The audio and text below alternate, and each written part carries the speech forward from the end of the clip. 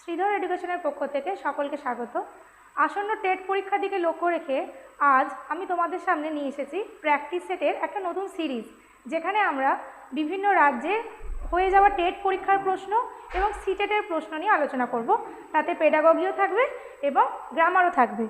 তাহলে দেখো, আজকের সিরিজটা শুরু করা যাক। প্রথম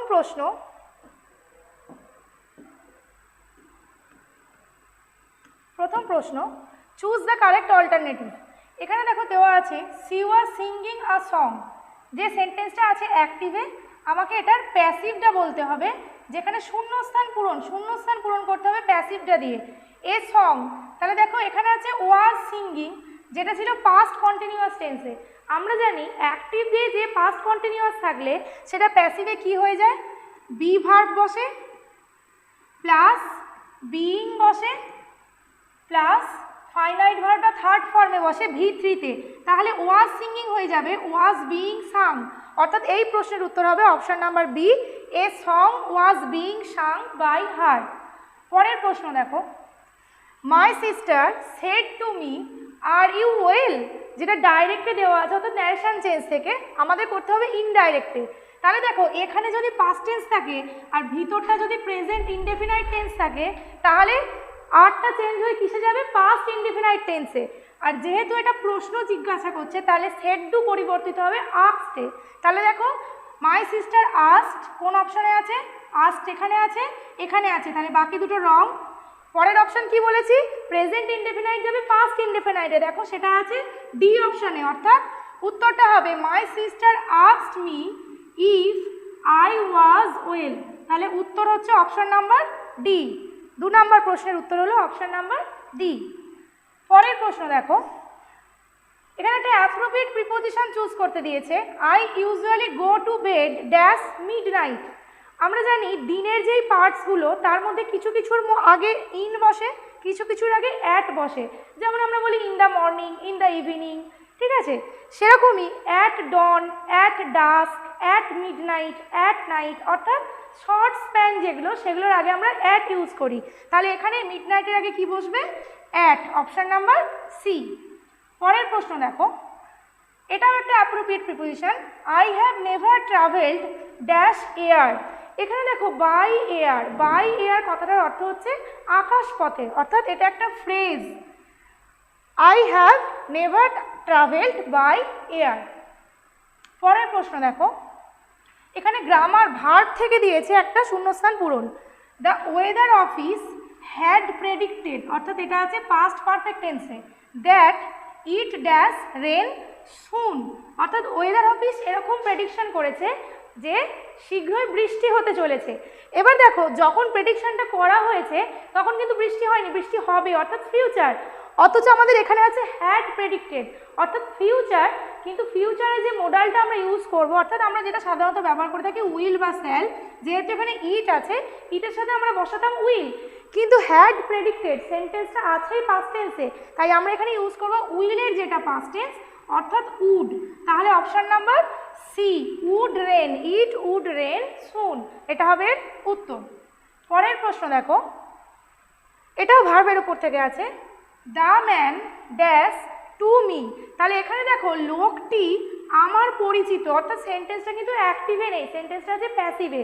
প্যাসিভে মাস্ট কি, প্যাসিভে একটা বি ভার্ব থাকতে হয় আর একটা V3 থাকতে হয়, অর্থাৎ ভার্বের থার্ড ফর্ম থাকতে হয়। তাহলে দেখো এখানে আমরা কোন অপশনটায় বি ভার্ব V3 পাচ্ছি, এখানে নোন শুধু V3 হবে না। সেকেন্ড অপশন দেখো ইজ নোন, বি ভার্ব আর V3। বাকি অপশনগুলো চেক করে নিই। বি ভার্ব কিন্তু এটা V2 নিউ হচ্ছে না, এটা শুধু নিউ V2 এটাও হচ্ছে না। তাহলে এই প্রশ্নের উত্তর হলো option number B, the man is known to me, লোকটি আমার পরিচিত। পরের প্রশ্ন দেখো, এটাও একটা ভার্ব থেকে প্রশ্ন। এখানে বলছে if I dash a bird, লাস্টে দেওয়া আছে এক্সক্লেমেটরি মার্ক। অর্থাৎ দেখো আমি তো চাইলে পাখি হতে পারি না। এই প্রশ্নটাকে বলা হয়, এই সেন্টেন্সটাকে বলা হয় সাবজাংটিভ মোডে লেখা আছে। কি বললাম, সাবজাংটিভ মোড।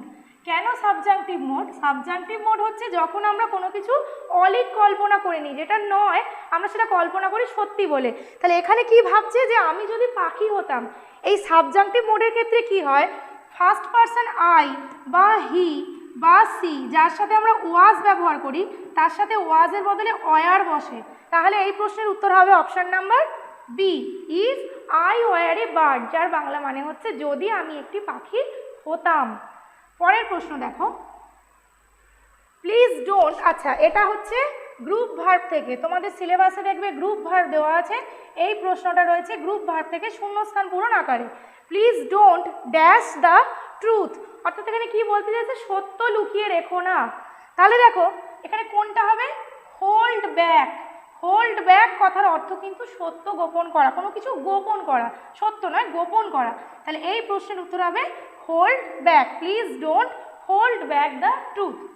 পরের প্রশ্ন দেখো, আচ্ছা এখানে বলেছে এটাও একটা গ্রুপ ভার্ব বা ফ্রেজাল ভার্ব থেকে কোশ্চেন, বলেছে the environment has been destroyed completely. ডেস্ট্রয়টা আছে ইটালিসাইজে, জানতে চেয়েছে ইটালিসাইজের করা ওয়ার্ডটার পরিবর্তে কোন গ্রুপ ভার্ব বসবে।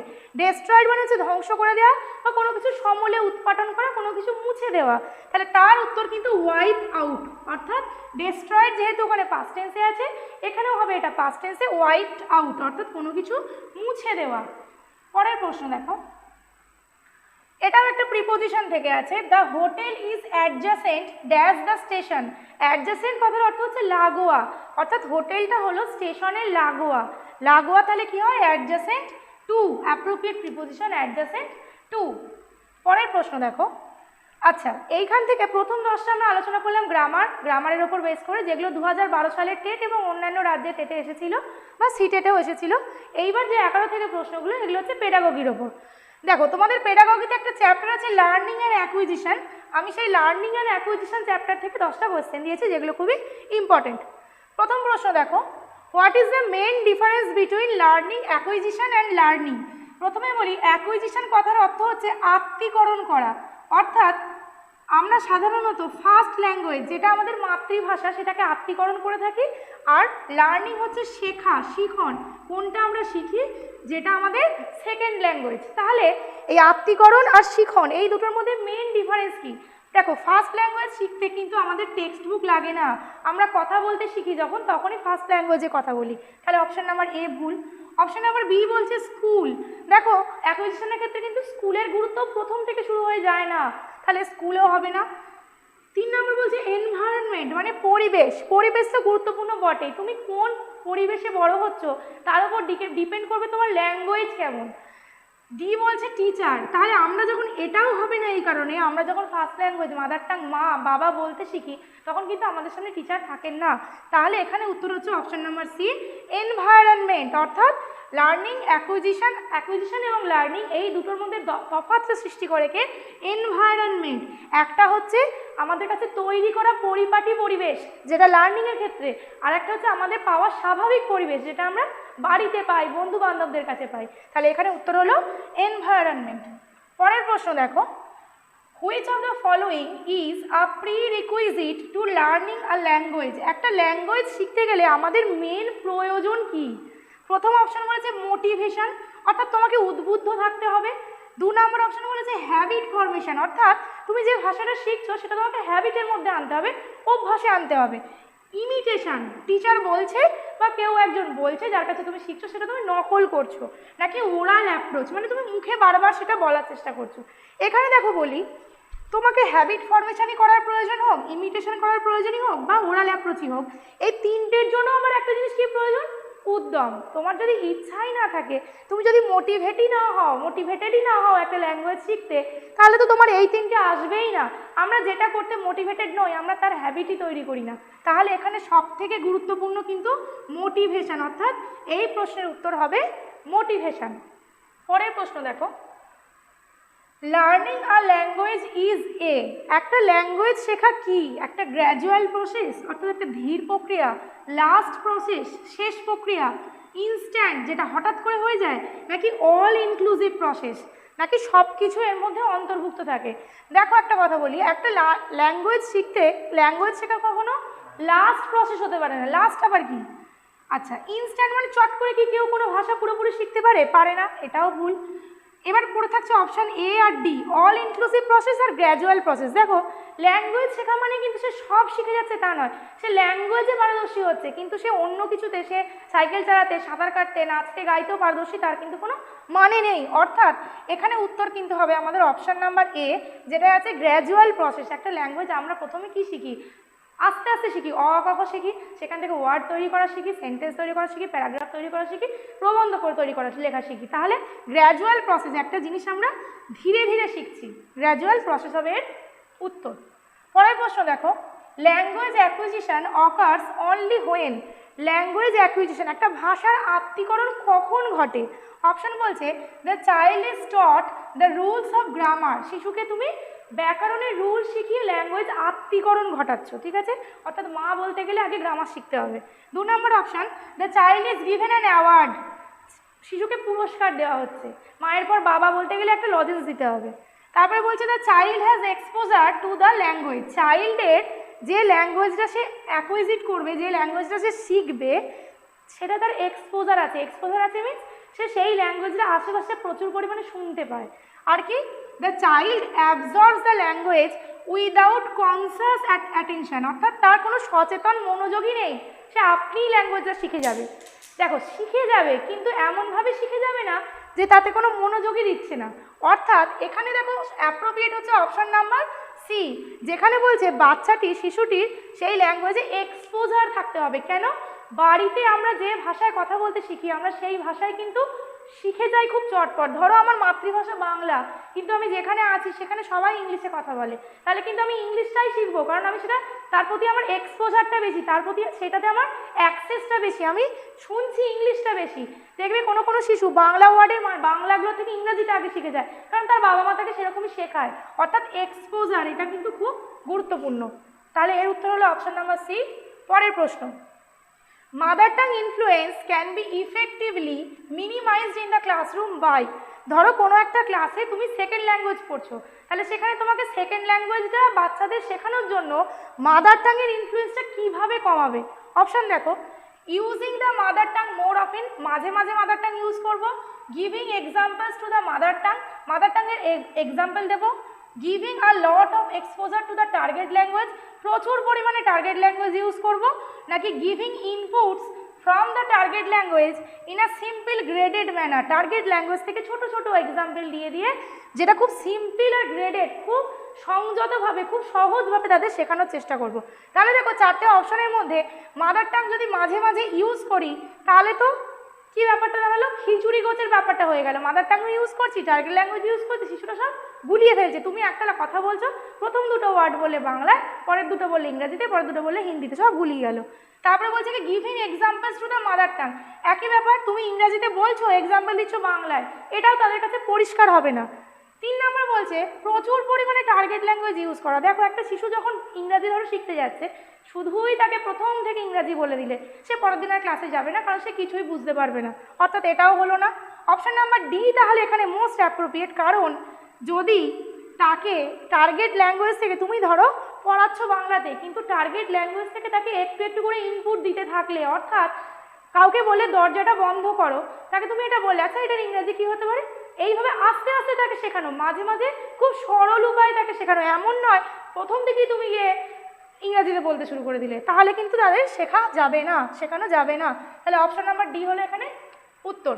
পরের প্রশ্ন, a child has to use higher order of mental process such as intelligence and reasoning in which type of learning, অর্থাৎ ইন্টেলিজেন্স, রিজনিং এই টাইপের যে মেন্টাল প্রসেসগুলো আমাদের কোন ক্ষেত্রে ইউজ করতে হয়।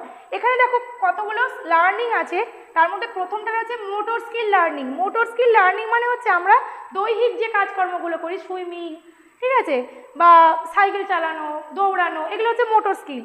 স্পিকিং দেখো বলা, এটাও মোটর স্কিলের মধ্যে পড়ছে। কনসেপ্ট লার্নিং মানে হচ্ছে তুমি কোনো কিছু সম্পর্কে ধারণা শিখন, যেটাকে বলে কোনো কিছু সম্পর্কে ধারণা গঠন করছো। আর ভার্বাল লার্নিং মানে যেটা রিলেটেড টু আওয়ার ল্যাঙ্গুয়েজ, আমরা মুখে যে কথা বলছি এর সাথে রিলেটেড। তাহলে কথা বলার সাথেও কিন্তু ইন্টেলিজেন্স বা রিজনিংয়ের কোনো সম্পর্ক নেই। ইন্টেলিজেন্স বা রিজনিং কিন্তু লাগে কনসেপ্ট লার্নিংয়ে, অর্থাৎ ধারণা শিখনে আমাদের বুদ্ধি কাজে লাগাতে। যার বুদ্ধি যত বেশি, তার ধারণা তত প্রকট হয় কোনো একটা বিষয় সম্পর্কে, সে সেটা খুব সহজে শিখে যেতে পারে। অপশন নাম্বার সি হলো আমাদের উত্তর। পরের প্রশ্ন, এখানে বলছে providing students dash can encourage second language acquisition, অর্থাৎ সেকেন্ড ল্যাঙ্গুয়েজকে যদি আমরা আত্মীকরণ করতে চাই তাহলে একটা স্টুডেন্টকে আমাদের কি দিতে হবে। অপশন দেখো, frequently feedback on spoken and written outputs, অর্থাৎ স্টুডেন্টরা যেটা বলছে বা লিখছে সেই আউটপুটটাকে ফ্রিকোয়েন্টলি ফিডব্যাক দিতে হবে, অর্থাৎ সেটাকে কারেকশন করে দিতে হবে, কিছু ভুল বলছে কিনা বলে দিতে হবে, শিখিয়ে দিতে হবে। পরের অপশন ইনফর্মাল ইন্টারভিউজ, অর্থাৎ যখন তখন ফর্মাল ইন্টারভিউ, সেজে গুজে বসে ইন্টারভিউ নেওয়া নয়, স্টুডেন্টদের বিভিন্ন বিষয়ে প্রশ্ন করা সেকেন্ড ল্যাঙ্গুয়েজের উপর ভিত্তি করে। 3 নম্বর কি adequate speaking and writing assignments, অর্থাৎ স্টুডেন্টদেরকে পর্যাপ্ত পরিমাণে বলার এবং লেখার, অর্থাৎ বিভিন্ন প্রবন্ধ লিখতে দেওয়া বা ধরো মুখে একটা কবিতা বলতে বলা, এই ধরনের কোনো কাজ দেওয়া। ডি অপশন কি বলছে, the opportunity to voice their opinions and to solve problem in the target language, অর্থাৎ তাদের যা সমস্ত মতামত বা তাদের যা সমস্যা সেগুলো সলভ করবে, কিন্তু কিসের, টার্গেট ল্যাঙ্গুয়েজে, অর্থাৎ যে ল্যাঙ্গুয়েজটা, যে সেকেন্ড ল্যাঙ্গুয়েজটা তারা অ্যাকুইজিশন করতে চাইছে সেই সেকেন্ড ল্যাঙ্গুয়েজটাতে তারা বেশি করে ব্যবহার করবে, যত ব্যবহার করবে তত তাদের সেটা আত্মীকরণ হবে, অর্থাৎ এই প্রশ্নের উত্তর হবে অপশন নাম্বার ডি। পরের প্রশ্ন দেখো, which of the following statement is correct, নিম্নবর্তী কোন স্টেটমেন্টটা সঠিক। অপশন নাম্বার এ বলছে learning is an unconscious process, learning হলো একটা অসচেতন প্রক্রিয়া। লার্নিং কোনোদিন অসচেতন প্রক্রিয়া হতে পারে না, লার্নিং হচ্ছে শেখা, আমরা যেটা শিখছি সেটা কিন্তু সচেতনভাবেই শিখছি। পরের অপশন বলছে দেখো acquisition is a conscious process, আত্মীকরণ হলো একটি সচেতন প্রক্রিয়া। দেখো এখানেও আত্মীকরণ এমন নয় যে আমাদের সাবকনসিয়াসে হয়ে যাচ্ছে, আমরা বুঝতে পারছি না, কোনো মনোযোগী দিচ্ছি না, তা নয়। আবার আত্মীকরণ কিন্তু কনসিয়াস প্রসেসও নয়, যখন আমরা আস্তে আস্তে আমাদের মাতৃভাষা বাড়িতে শিখি এমন কিন্তু নয় আমরা সবসময় সচেতন থাকি, অনেক সময় কোনো একটা কথা রোজ কানে শুনতে শুনতে শুনতে শুনতেও কিন্তু আমরা শিখে যাই। পরের অপশন বলছে দেখো group activity helps the transfer of information, অর্থাৎ যত তুমি গ্রুপ অ্যাক্টিভিটি করবে, দল বেঁধে কাজ করবে, তত তোমার ইনফরমেশান ট্রান্সফার হবে। আমি যেটা জানি আমি ওকে বললাম, ও যেটা জানি আমাকে বললো, আমি আবার আরেকজনকে বললাম, ইনফরমেশান তত রোলিং হবে, ট্রান্সফার হবে। ডি অপশন বলছে দেখো inputs from the target language in a complex graded manner, বাকিটা পড়বই না, কমপ্লেক্স, টার্গেট ল্যাঙ্গুয়েজ একেই আমার কাছে অজানা জিনিস, আবার বলছি সেটা কমপ্লেক্স উপায়, তো মোটেই সেটা হবে না। তাহলে দেখো মোস্ট অ্যাপ্রোপ্রিয়েট কিন্তু অপশন নাম্বার সি, যেখানে গ্রুপ অ্যাক্টিভিটি আমাদের হেল্প করছে। পরের অপশন দেখো, পরের কোশ্চেন দেখো a word gets its meaning, একটি শব্দ এর মিনিং কোথা থেকে পায়। দেখো ডিকশনারি থেকে কেবলমাত্র, নাকি স্পেলিং থেকে, বানান থেকে, ফ্রম ইটস অরিজিন, উৎস থেকে, নাকি in relation to its context, এর কোন কনটেক্সট এটা ব্যবহার করছি তার উপর। এখানে দেখো অপশন নাম্বার এ বি তো মোটেই নয়, ডিকশনারি থেকে মানে পায় না, ডিকশনারিতে আমরা বলছি ছাপানো হচ্ছে। স্পেলিং দেখো, স্পেলিং থেকেও নয়, অরিজিন থেকে নাকি কনটেক্সট থেকে। এখানে একটা কথা বলি, একটা ওয়ার্ড তার মিনিং পায় কিন্তু তার উৎস থেকে, যেটাকে আমরা ইটিমোলজিক্যাল ব্যুৎপত্তিগত অর্থ বলি, তার উৎস থেকে। আর কনটেক্সট অনুযায়ী সে মিনিং পায় না, তার মিনিং বদলে যায়, অর্থাৎ একটা অর্থর একটা ওয়ার্ডে একাধিক অর্থ থাকতে পারে, কনটেক্সট অনুযায়ী আমরা সেই অর্থটা কখন কোনটা ব্যবহার করব সেটা ডিপেন্ড করে, কেউ মানে কনটেক্সট থেকে পায় না। তাহলে এর অপশন হচ্ছে, উত্তর হচ্ছে অপশন নাম্বার সি। পরের প্রশ্ন দেখো which one of the following is not true about the status of English language across the world, সারা বিশ্বে ইংলিশ ল্যাঙ্গুয়েজের যে স্ট্যাটাস, যে অবস্থান, সেইটা নিয়ে এর মধ্যে কোনটা সত্য নয়। দেখো অপশন কি বলছে, English is a foreign language, সত্যিই ফরেন ল্যাঙ্গুয়েজ, আমাদের কাছে বিদেশি ভাষা। English is a second language, হ্যাঁ আমাদের মাতৃভাষা, ফার্স্ট ল্যাঙ্গুয়েজ বাংলা ভাষা, আর সেকেন্ড ল্যাঙ্গুয়েজ হচ্ছে English. English is a heritage language, অবশ্যই একটা হেরিটেজ, ঐতিহ্যবাহী একটা ভাষা। লাস্ট অপশন বলছে English is a native, native মানে হচ্ছে তুমি, আমরা ইন্ডিয়ান নেটিভ, কারণ আমাদের এটা হচ্ছে আদি বাসস্থান, আমাদের কি বা সারা বিশ্বেই ধরো ইংলিশ সেখানকারেরই ভাষা, যেখানকার লোকজনেরা ইংরাজি বলে। আমাদের এখানে কি ইংলিশ কখনো নেটিভ ল্যাঙ্গুয়েজ হতে পারে, আমাদের নিজস্ব ভাষা? কোনো দিনই নয়। তাহলে এখানে অপশন নাম্বার ডি কিন্তু সঠিক উত্তর, যেটা এখানে জানতে চাইছে সত্য নয় কোনটি। তাহলে দেখো এই ওপরের তিনটে কিন্তু সত্য, সত্য নয় অপশন নাম্বার ডি। তাহলে ইংরাজি সম্পর্কে এই তিনটে কথা কিন্তু মনে রাখবে, ইংরাজি একটি foreign language, second language, heritage language নয়, কোনটা নেটিভ ল্যাঙ্গুয়েজ নয়। তাহলে দেখো আজকে এই 20টা প্রশ্নই ছিল তোমাদের সাথে আলোচনা করার জন্য। প্রশ্নগুলোর উত্তরগুলো তোমরা নিজেরা বাড়িতে আরেকবার করে রিভাইজ দিয়ে নিও এবং আমাকে অবশ্যই কমেন্ট করে জানিও যে আজকের ক্লাস কেমন লাগলো। আমাদের শ্রীধর এডুকেশন সম্পর্কে যদি আরও তথ্য জানতে চাও তাহলে আমাদের যে যোগাযোগের মাধ্যমগুলো রয়েছে এই মাধ্যমগুলোতে তোমরা যোগাযোগ করতে পারো। আমাদের ইউটিউব চ্যানেল শ্রীধর এডুকেশন, এটা সাবস্ক্রাইব করে দিয়ে বেল আইকনটা ক্লিক করে দিও যাতে আমাদের সমস্ত ভিডিও তোমরা সবার প্রথমে পেয়ে যাও। ধন্যবাদ।